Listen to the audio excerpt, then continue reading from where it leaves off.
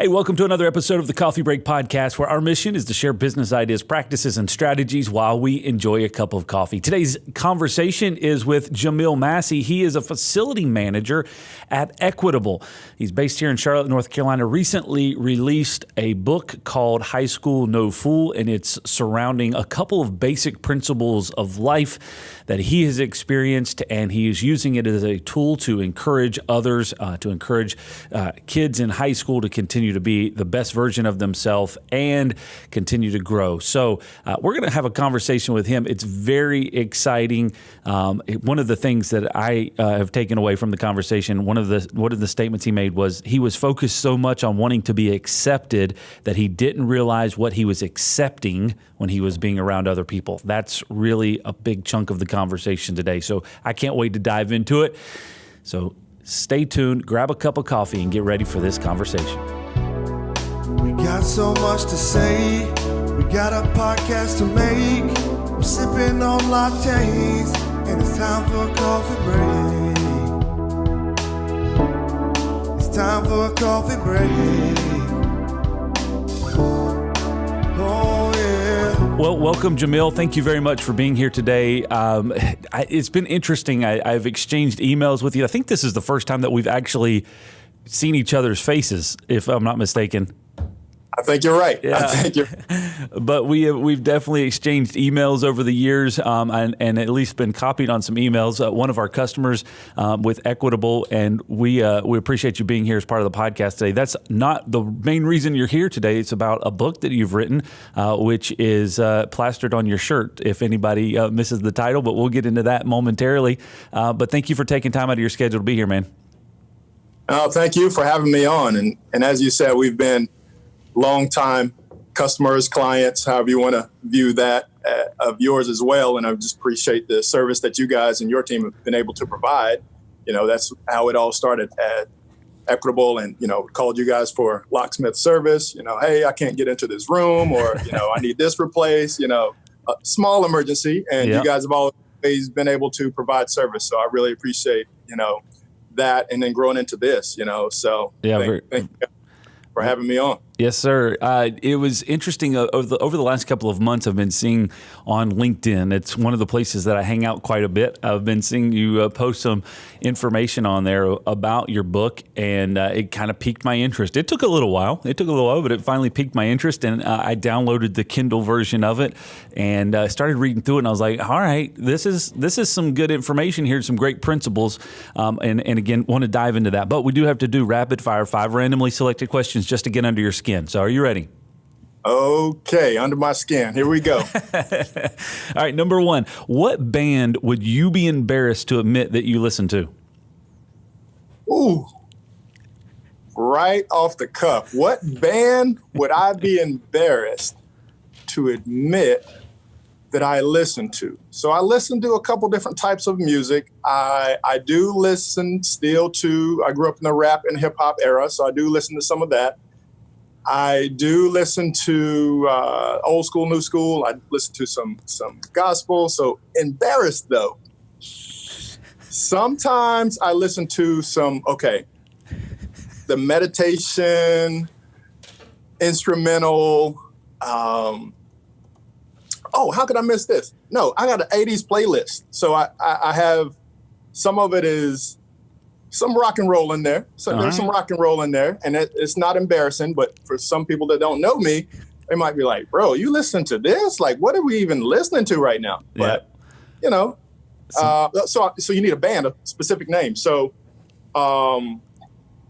you might find a Metallica on a playlist. All right. You might find a Michael Bolton. Okay. So, you know, I got variety. There you go. Variety. Michael Bolton, probably, that would be a good one to be embarrassed of. All right. Question number 2. If you could pick 3 famous people to be part of your entourage, who would you pick? Currently living? I guess so. I can't have the dead with me. But part of my entourage, I would definitely say a Barack Obama. All right. I would say probably Michael Jordan, and I would say Oprah Winfrey. All right. Those are the three good choices there, for sure. Man. You know, when I look at accomplishment and what those three people have done, not only for in their specific field, they're like game changers, if you will. So pioneers. And so I'm trying to, do something that some people have done, but it's different for me. So I would just want to see kind of how they dealt with, some of the struggle and the first time this and the resistance and all that. So give me those. I think I can make some things happen. For sure. This past weekend, actually, I was watching on Apple TV. I don't know, one of the apps on the Apple TV. There's some shows that they've got on there, and Oprah has a book club and Oprah conversations with Oprah Winfrey or something like that. And one of them was with Barack Obama, and they recorded it. It's actually something very interesting to go and check out. Have you seen it? I haven't yet. I'm going to go check it out. It is something interesting the way that they did it from a virtual standpoint, because they recorded it in November of 2020. And the way that she's gone about it has been pretty interesting. But the technology and the virtual, it looks like they're sitting in the same room next to each other, but she's in California and he is in Washington, D.C. It's pretty cool. Good conversation, but the technology associated with it is pretty cool as well. Good choices there. All right. Number 3, moving on. What is your strangest talent? Strangest talent. I think my strangest talent is how I encourage people.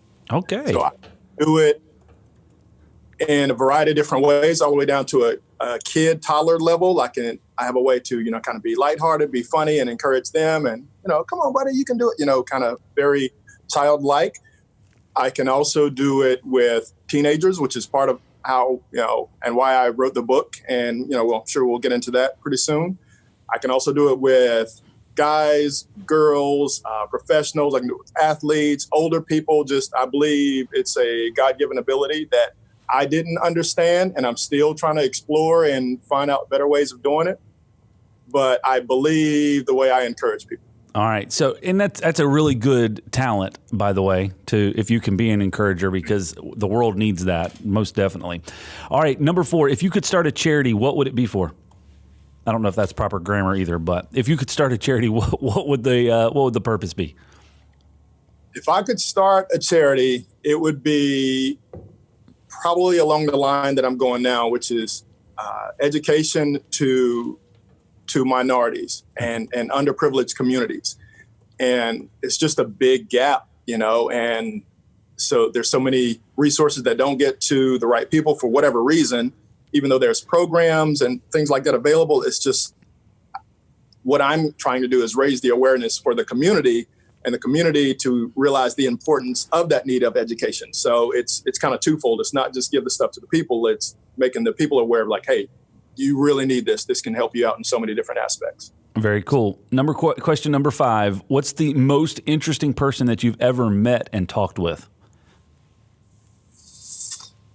The most interesting, man, there's been a lot of interesting people. How some people start out weird and you're like, I need to stay away from this person. This person is loco.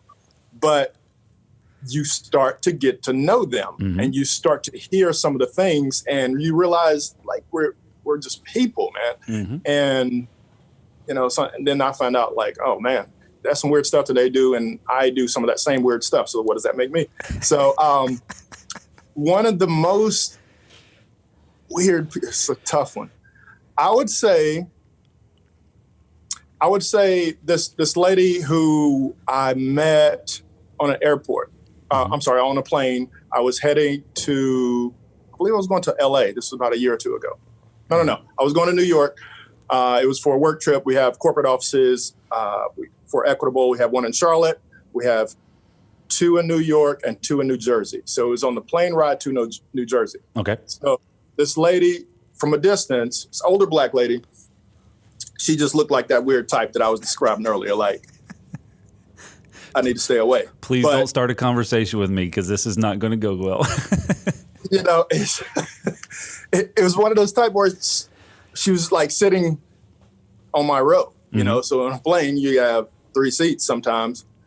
there was a seat in between empty, and she was on that third seat. But I was always raised like, it's almost awkward not to talk to the person. You know, it can be more awkward when you try to do the turn your head thing. I know you're there, but I'm not going to look at you when you try to do that type stuff. But I just struck up a conversation just to kind of get it out of the way. Like, I have to at least acknowledge her as a human being. Mm-hmm. Turns out she's a cancer survivor. And what caught my attention is she was reading through her Bible, and she was like highlighting different things. So she had caught my attention. We had common ground there. Gotcha. And it's amazing how, again, people are people. And when you have this common ground, then you can communicate. But after I heard her conversation and her story, she's a cancer survivor, and her reading plan and how she develops her faith, it absolutely blew my mind and taught me not to prejudge people. So there you go.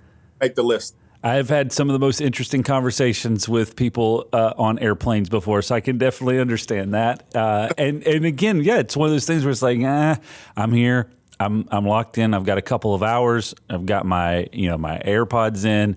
I don't want to talk to anybody, and then they just start to nudge into this conversation. It's like, seriously? And then you find out a lot of, you've had some really good conversations. So very, very cool. Well, thank you for participating. I'm going to give you a score of 812 for your participation today. So very good. Thank you for playing with Rapid Fire.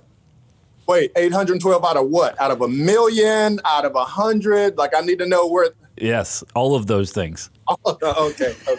I'll take it. Very cool. All right, so let's jump into the conversation about what's on your shirt and the book that you wrote. I'm very impressed with people that actually sit down and take the time and have the fortitude to push through and write a book and then get it published and get it out there. So congratulations on that. First of all, that's an incredible feat. Why write the book? Obviously you've got a story to share, but why share your story? Like, what is the motivation behind it? I want to inspire students. And it really goes along with that phrase, if I knew then what I know now. As you get older, you start to have these type sayings and more moments like that. So I really wanted to do my best version of, knowing I can't go back to then, my younger version of myself. Mm-hmm. What can I do to pass this information along to try to help people to avoid some of the pitfalls that I ran into, particularly students? And again, when I look at kids people of color, Black and brown, not limited to them, but I do feel like that's where I come from, So I feel like, again, going down the educational path, I want to be able to see if I can encourage some people, man. It's just a different way of getting in front of them, encouraging them. So trying to do that, trying to write the book to say, okay, how do I go down this path? I want to get in front of them to be able to speak to them, encouraging them. Mm-hmm. But as I did some research and started to find out, hey, how do you get into more of like the speaking career, which is where I'm going down as well. People need to know what you've done, why, who are you, and why do I care? There you go. That's, just understanding where people are. Gotcha. So wanting to get down that path, and I was told, like, look, you need to write a book, and so you have some type of body of work so people know, like, why should they care? That's your reason why they should care. So when I wrote the book, it's interesting. As I started writing it, I was like, man, this is becoming bigger than just for the target audience. It became therapeutic for me because when people said, okay, you need to write a book. One of my mentors said this, and I was like, okay. I didn't disagree with him, but I was like, okay, what the heck am I going to write about? Because I don't feel like I'm this mega successful that's got all of these, empires and the financial status and the power. You know what I mean? Yeah. So which is a version of success. Yep. But I was thinking, what am I going to write about? And when they said, okay, just share your story, I was like, man, people don't want to hear that. You know what I mean? Like, this is just dull and boring. It's whack. Nobody wants to hear my story. But as I started to look at, if I zoomed out and I saw this same story for someone else, right? Someone who grew up on a farm poor farm. There's some farmers are rich. So I want you to just get that out there. Some of them got a whole lot of money. You know what I'm talking about? That wasn't our situation. We grew up on government assistance. So women, infant, and children type programs. I remember the government cheese. I remember getting, the section that said WIC. That's how I grew up. I grew up without a father. My father was killed when I was 9 months old in a tragic car accident. Mm-hmm. So I put this in the book as well on how a drunk driver hit him head-on collision. This is right after he had just dropped off and came to visit me, so he was like spending time with me, dropping off diapers and supplies and stuff like that. On the way home, bang, lost his life. So again, to answer the question, why I wrote the book, it was to inspire students, number one. Number two, a sense of accomplishment for myself. Mm-hmm. And number three, I have kids now, and I want to take away some excuses for my own kids. We have 5 children, 20-year-old boy, have a 17-year-old girl, have a 15-year-old boy, have a 12-year-old girl, and then I have a 9-year-old boy. So, and they have both parents. My wife and I are both there raising them. So when they talk about difficulty and struggle, which they'll have their version of that, I want to take away some excuses. So that's the main reason for writing the book, man. Just a reminder, you're listening to the Coffee Break Podcast. Also, we wanted to let you know that our team puts together a weekly blog post. You can find it at locdoc.net/blog. It's guaranteed to raise your IQ by 12 points or your money back. So it's pretty much a win-win. All right, back to the conversation. In the opening kind of introduction, you write, you're about to read and find out what's possible once you stop making excuses and blaming other people. Associate with the right friends and cut away anyone holding you back like the crowd control ropes at a rock concert. What does that mean? Like, it's powerful. What does that mean for you? It's multiple levels to that. So number one, stop making excuses. So I know when I was in school and when I was having my time to where I wasn't looking at my own things that I was doing. Mm-hmm. I was looking at teachers this, they're giving homework, they're asking questions on the test. They're asking the wrong questions on the test, the ones that I don't know the answers to. So it's the teacher's fault, right? You can't do that. You know what I mean? So many times where I'm pointing. It wasn't until later on when I started to do some personal self-reflection, like, what can I do in this situation? So that's the one, to stop making excuses. And I see a lot of it happening today.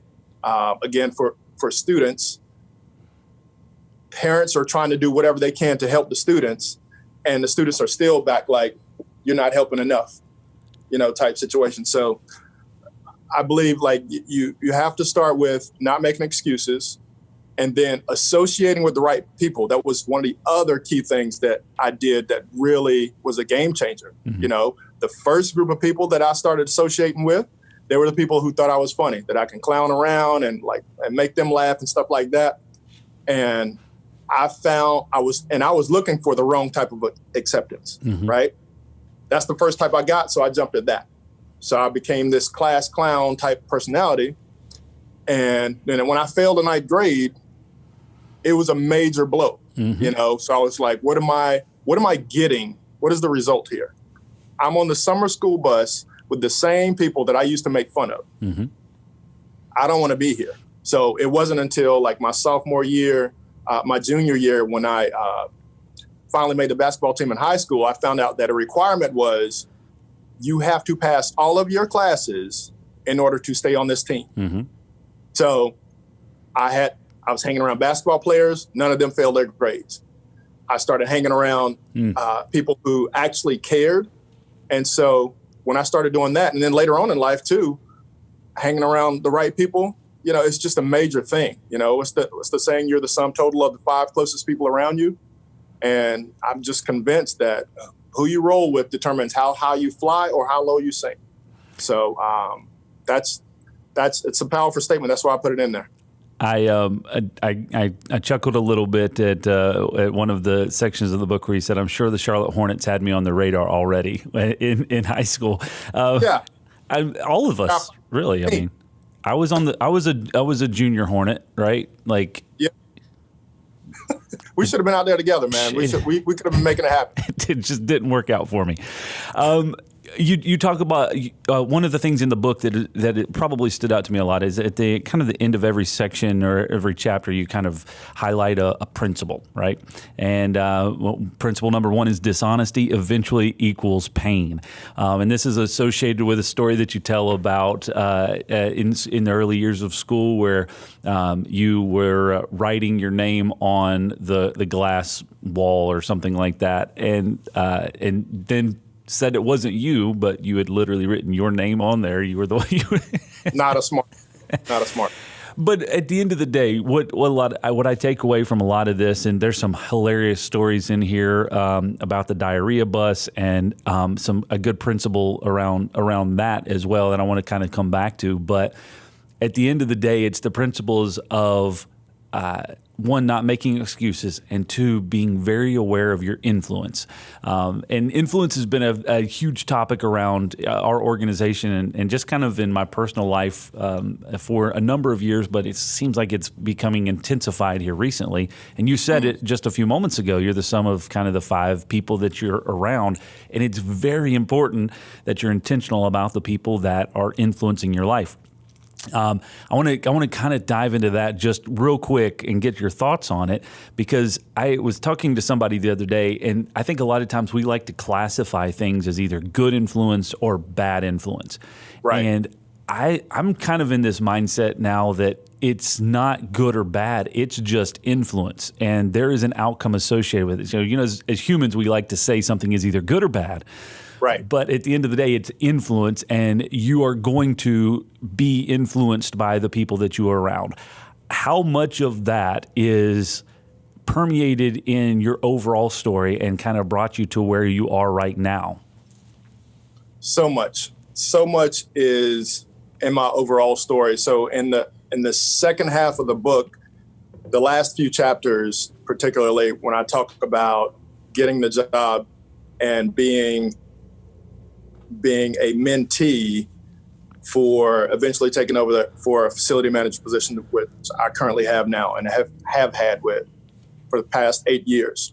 So even before I get to the later half of the book, when I was growing up and I was younger, I was kind of looking for acceptance so bad, I wasn't strategic about the influence. So I wanted somebody to just accept me, but I didn't realize what I was accepting being around them.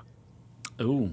That was one of the key points. So many times I feel like we're so desperate to fit in, to get here, to get there, we can't see what's impacting us. So going throughout my childhood career, or my childhood age rather, not having that father figure, that constant voice to where, fathers are not perfect. I'm one of them. I know I'm not perfect, but someone who to try to keep you on as best they can along some type of guidelines to let you know, like, look, if you keep going down this way, you're going to screw yourself up. This is going to happen. That's going to happen. So if you don't have that constant voice, it's easy to get caught up, if you will. You might not even, I wasn't a bad kid. Like my mother, my grandmother, they took me to church every Sunday. So I was around that on one day of the week for a few hours, but what I wasn't around was that Monday through Saturday. Who's around me? Who's giving me good ideas or strategic ideas? Then getting into college age, I had a buddy of mine, we were hanging out, but we're college kids. You know what I mean? A lot of times you're not thinking the most responsible things as a 19, 20-year-old, 21-year-old. But once I got into my professional career, I just started to hear it more. So I started to hear more people talking about positive mental attitude, thinking intentionally, like all of these different things that are huge now in the motivational space. Sure.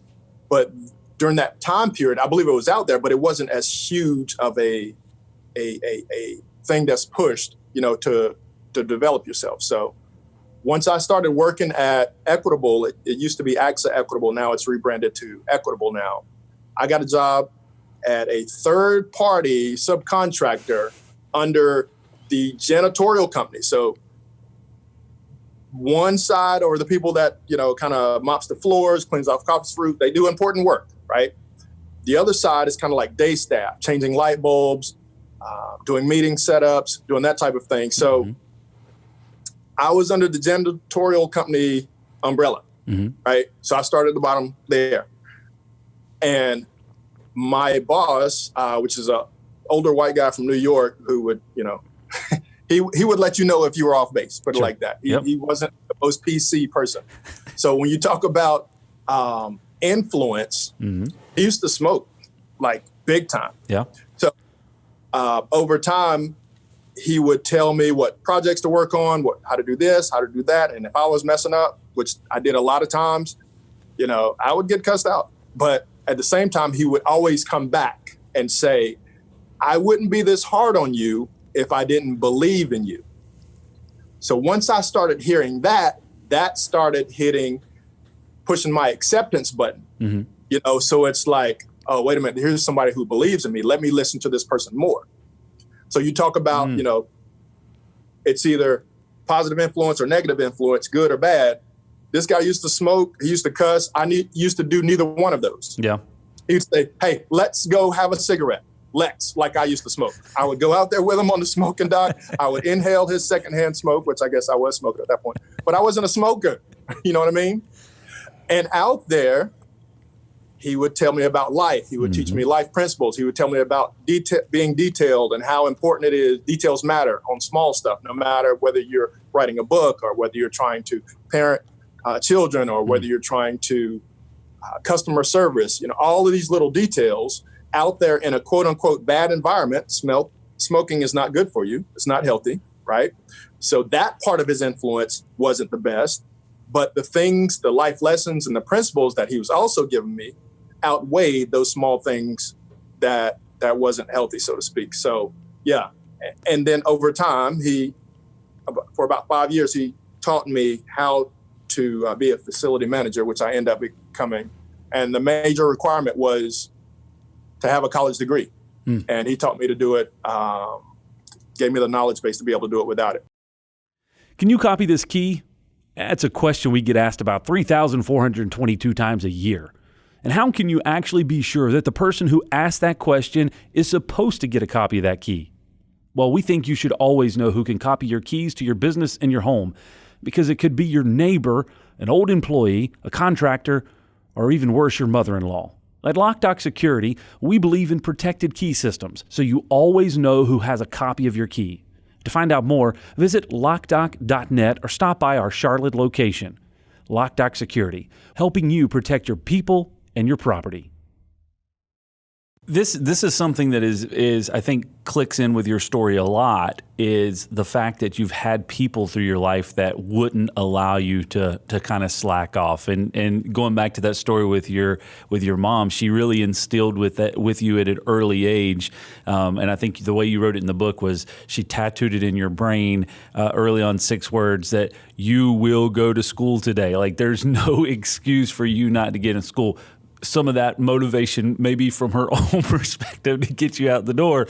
But it carried on. I mean, you even talk about it, how, over the course of your career with Equitable, you've been out barely a handful of days. That's just something that has been innate in you as an individual.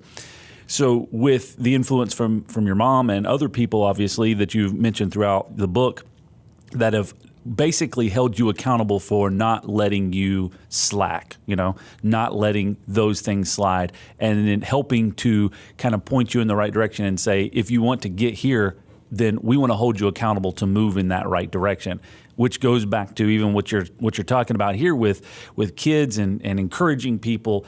It takes somebody to do that, because outside of that, there's people that can be self-motivated, but they still need some encouragement to make sure that they're on the right path. Absolutely. Yeah. See, the thing was, I still was looking for acceptance like I was in middle school and high school. The game changer was once I realized different people were getting different results and they started to look like they were successful. Either they had an intact family. So success could have been, the father and the mother was there raising their kids together. That was a level of success that I had not seen as I was growing up. Yeah. Some people were facility managers and looked like they had their life together. Some people were very rich. So I started to want to be accepted by those people, as opposed to the people who could just, wanted me to clown around or stuff. So I was becoming intentional about who I was hanging around, even though I didn't know how valuable that was.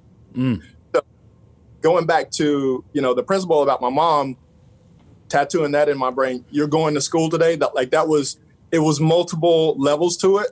And writing the book and going back now that I'm a parent and I'm dropping my kids off at school on the morning like I did today, and I do on a lot of times, you just see it differently. You see it differently. So when I was there in like second grade and I'm sitting there and, it's a messy scene, and you're thinking from a childlike perspective, man, I'm sick. This might be one of those days where I don't go to school.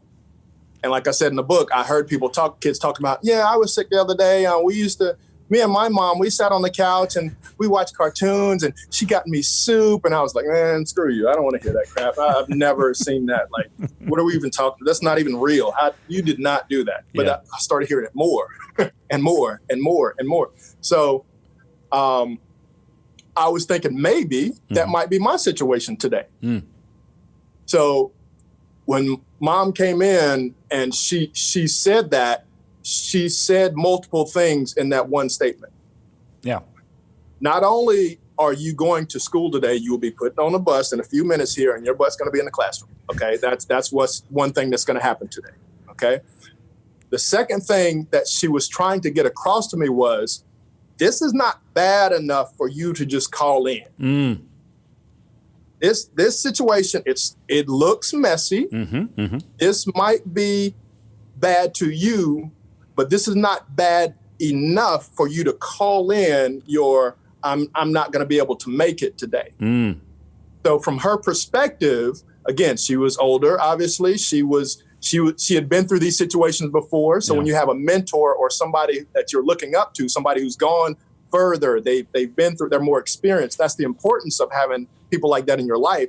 They've seen these situations a lot of times and they can tell you how bad it is.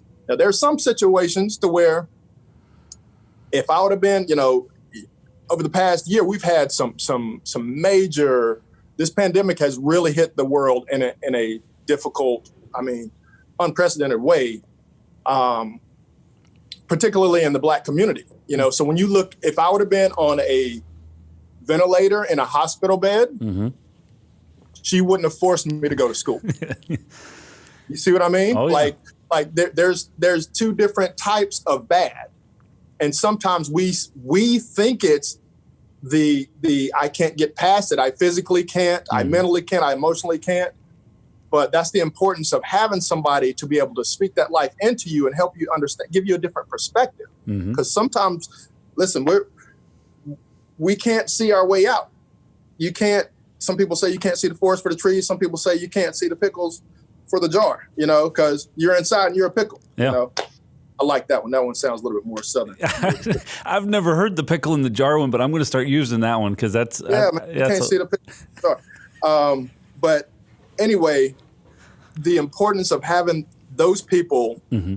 Now, to clean it all up, to change, to get that perspective, it's not always going to be the most comfortable. Yeah. And a lot of times in this society, in this world, we want comfort, we want convenience, and as little pain as possible. That's not always how it works. And the people that I had in my life, again, my boss, when he used to lay into me, sometimes it would be to get my attention. So sometimes when people come across a certain way, it seems like it's brash, it seems like it's mean, it seems like it's cold, it seems like it's direct to the point. But sometimes you have to cut through the fluff to get to the issue. You don't have time to play around, But the other part was to come back and speak to that potential. So that was a critical time in my life. And my mom now, talking about that story with her now is just, you just see it differently after you've raised your own kids or being around kids, and it's just different now. You see it both sides. Well, I think it proves the fact that oftentimes that things may not be comfortable, but they're not impossible, right? You can do it. It may not be the most comfortable situation, but you can do hard things. So as long as you persevere. One of the other principles that you have in the book is to be a good leader, sometimes you have to start by being a good follower.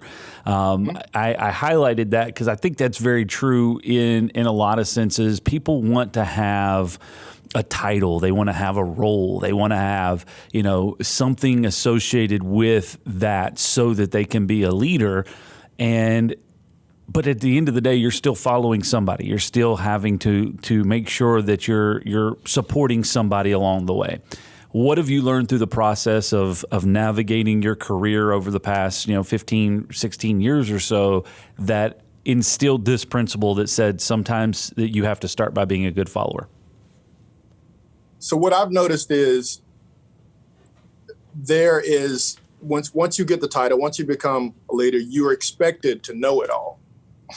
Some people expect you to know it all. And sometimes you come up with that on your own. There's been times where I've been in a leadership position where I feel like, okay, my perception of the leader is somebody who tells people what to do and how to do it. But that's not always the case. A lot of times, you have to leave it to the subject matter experts, the people that are closest to the action, that have more details about it. They informed you as the leader, and then you have a better context on how to make a decision. So I talk about it in chapter 8, where when I had first started at Equitable here, and I'm coming into a company that's already existing. So I didn't build this company. I didn't start it. It's working before I get there. But there was a team. There was 2 other guys, and we changed light bulbs. We did meeting setups.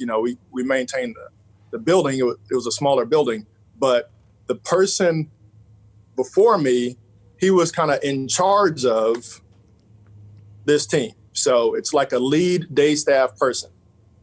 But the stuff that you're doing, that title in itself can sound like, oh man, he's the lead day staff person. Man, he's really doing something. Yeah, you're supposed to make sure these tables are straight when you set up the room. Sure. Okay, which is important too. Again, going back to details. But I had never, when I got hired, he asked, do you have a maintenance background? And I said, no, I don't. I didn't go to school for it. When I tried to go to college 2 different times, none of it had to do with maintenance or engineering or electrician, none of that. So I had to come into a situation to where on paper, I'm responsible for something. But in reality, I don't know what the heck's going on. Yeah. I don't even know where the bathrooms are in this building. Like, what are we doing here? So I had to learn from the people who had been there longer and done it more. And then it took time for me to be able to get acclimated. And then once I was acclimated, then I could put in my 2 cents. Then I could come back. Now, this took years. So again, once you come into it day one, you're just expected to know. You might not necessarily know, and it's different. It's different at different levels, right? If you're a CEO of a Fortune 500 company, you better have had some past experience somewhere else knowing what the heck to do. Otherwise, you wouldn't have gotten a job. Sure. But you have to come in and get acclimated first versus, I've seen it happen to where people come in, we're changing this, that, and the other. Then as things start to change, they get a lot of backlash because these things are here for a reason. They might not work the best, but unless you have a process that's going to work better and communicate to the people why we're changing this process, you're going to get backlash. So anyway, that's how that started. Sometimes to be a good leader, you got to start out by being a good follower. That doesn't mean for a year. It doesn't mean for 5 years necessarily. It was in my case because of the position, and I was starting from zero.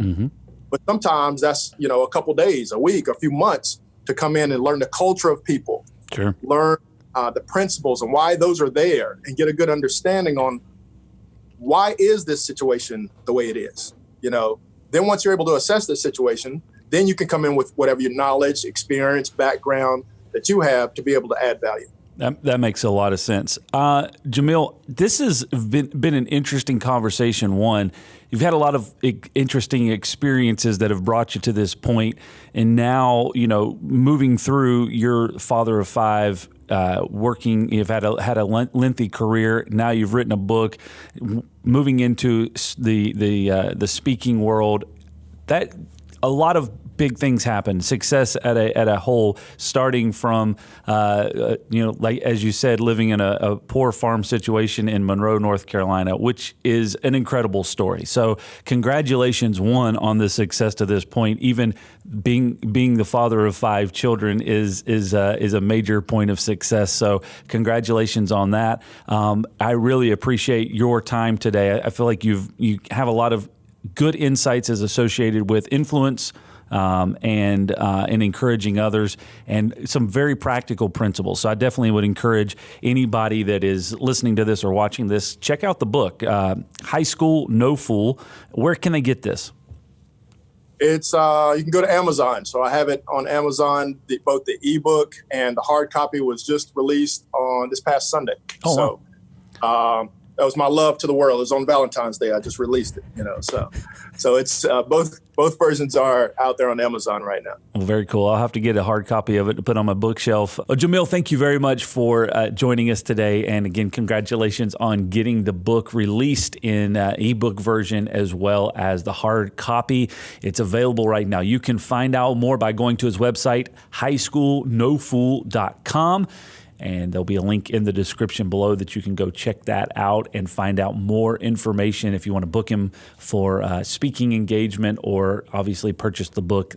It's all available on Amazon. I would definitely recommend it. It's a quick read, great practical principles. Maybe it's one that you can buy and share with somebody in high school right now, or somebody that's getting ready to start high school. It'll be a great piece of advice for them.